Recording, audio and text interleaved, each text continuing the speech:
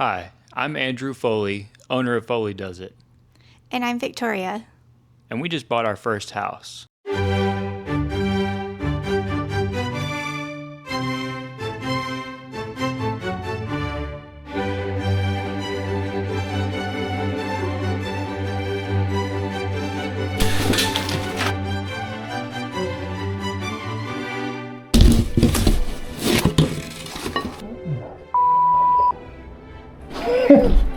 Why?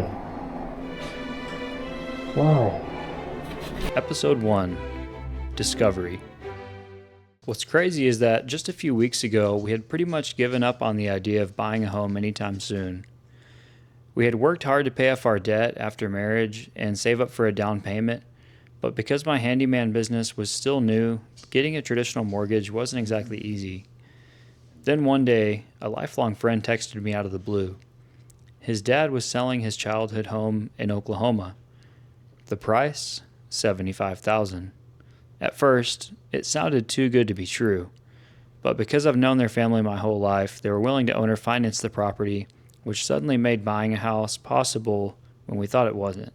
There was just one problem. When we went to finally see the house, we realized exactly why it was so affordable. And because we still live 6 hours away in Texas, we only have a handful of week-long trips to get it livable before our lease runs out at the end of the year. This series is about turning that house into our home one trip at a time.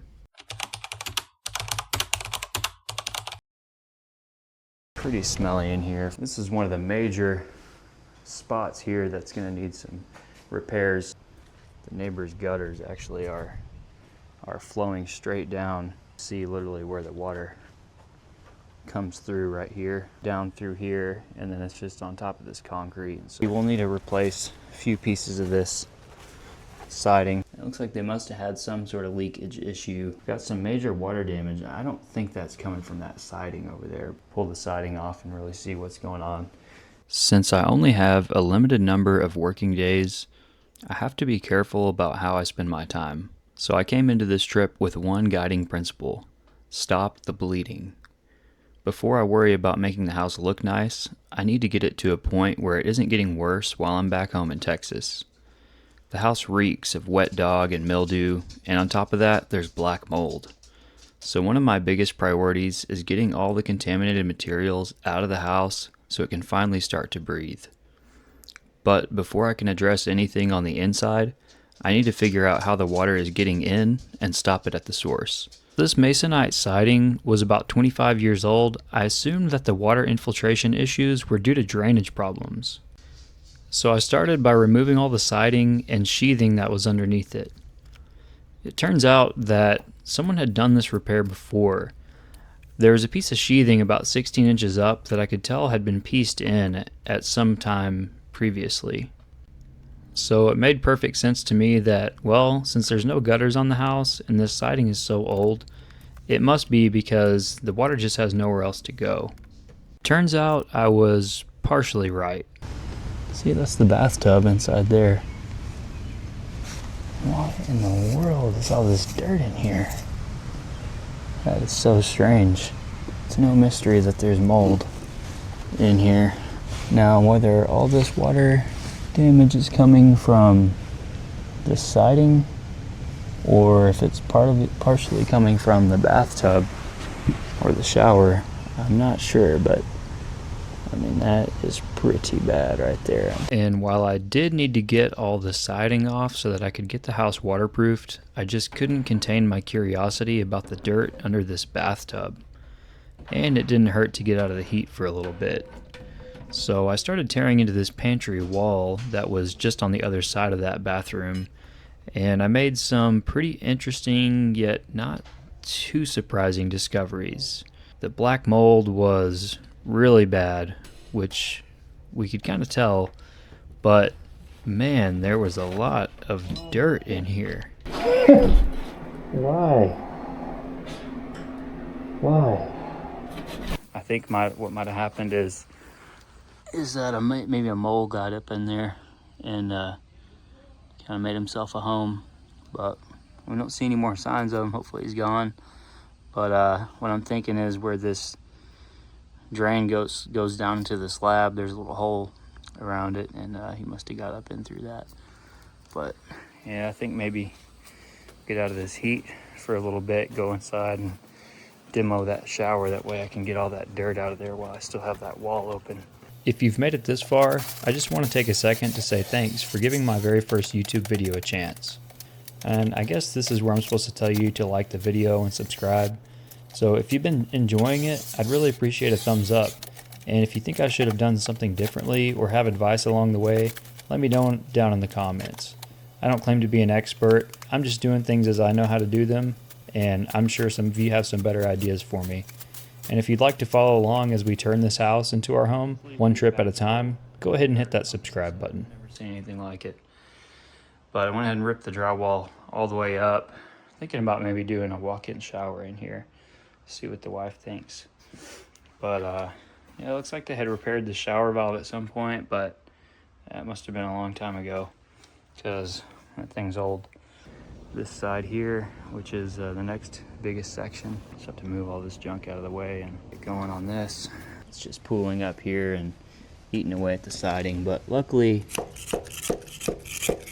that's our bottom plate. Solid right there. Bottom plate is gone. All right, so I got all the siding pulled off of this side and got it all cleaned up, and looks like there was some pretty bad damage on this framing here. So I knew this was gonna be bad because got water just flooding right in onto this slab and just coming right down onto this, into this wall.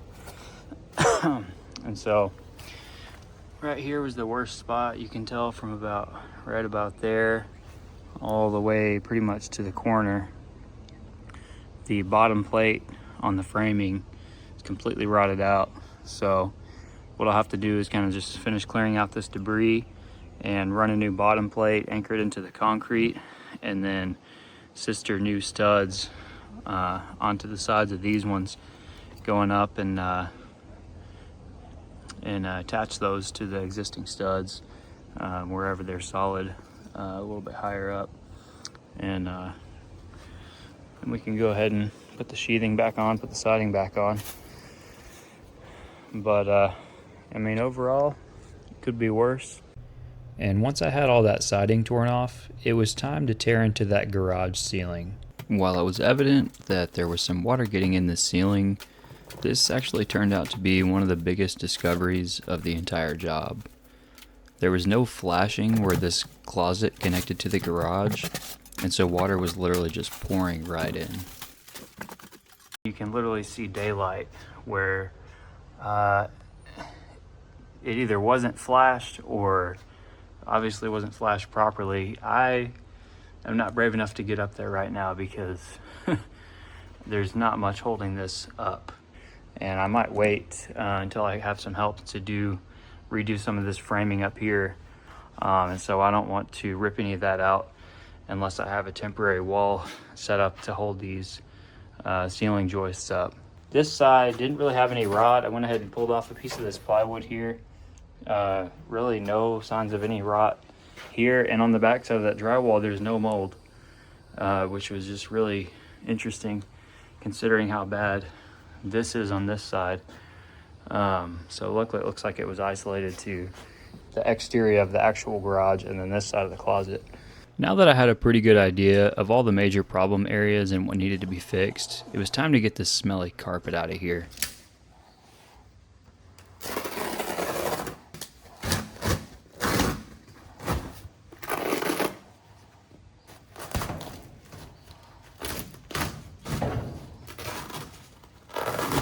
Now, while I could have left the carpet for this trip, I decided I just really wanted it out. It stinks, it's unpleasant to be inside the house, and I want the house to be able to air out while I'm gone.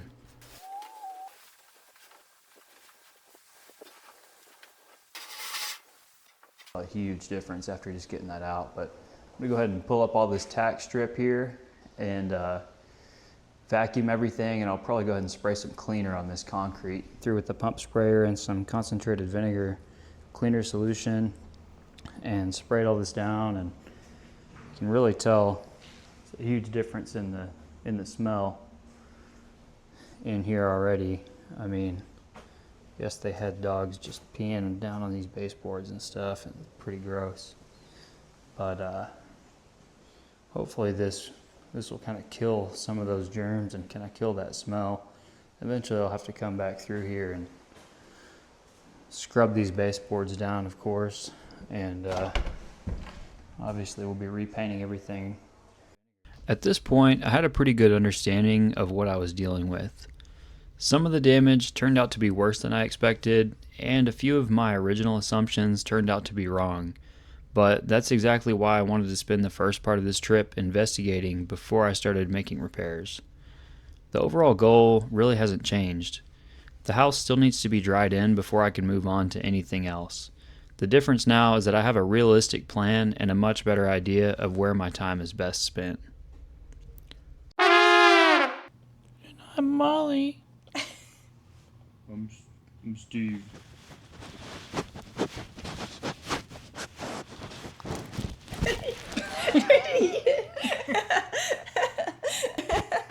Little rabbit. Yeah.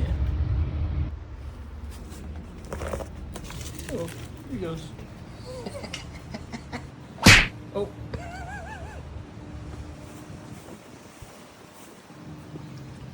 Yep, he's gone. So, with the discovery phase behind me, it's time to finally start putting this place back together.